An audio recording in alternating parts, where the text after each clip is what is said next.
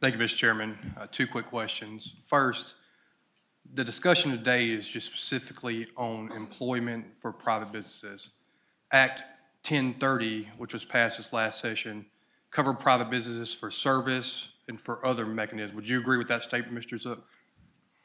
Say it again, Senator. I'm sorry, The discussion today is just about employment. As far as service, entry, other protections within the law, a private business cannot deny those things for vaccine passports. Is that correct? I think that was the bill you passed. Correct. And that applies to private businesses by your determination? Yes. Okay. Second question. You mentioned we're a right-to-work state, which I agree with.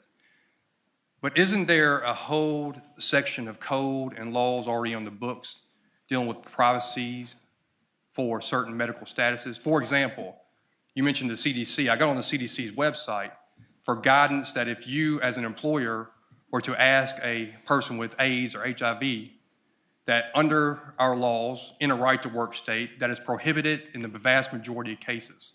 The CDC has a section on their website exploring that you, as an employee, have rights to be that privacy and not disclose that to your employer.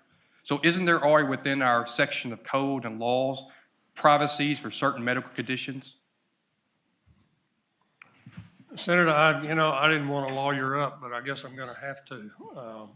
I've got Mike Moore in the room with us. I'm sorry, I'm not a lawyer, so I don't get into that level of definitions with it. But I'm happy to bring Mike Moore from the Friday firm up to deal with some of those finer points that you obviously need an answer to. That's okay. I think we can move on. I think my research shows that employers in Arkansas are already prohibited for asking medical status when it comes to HIV, AIDS, and a host of other medical conditions.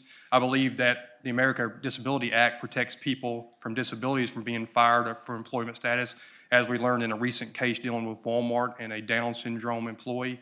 I think there's a host of laws, even in a right-to-work state, where employees have the right to privacy. So the discussion isn't really the debate of if we as a right-to-work state will allow some ironclad principle to be destroyed by allowing vaccine passports to be included for employment. It's more about, do we extend the protections we allow for many Arkansans to this very critical and needed issue? Thank you, sir.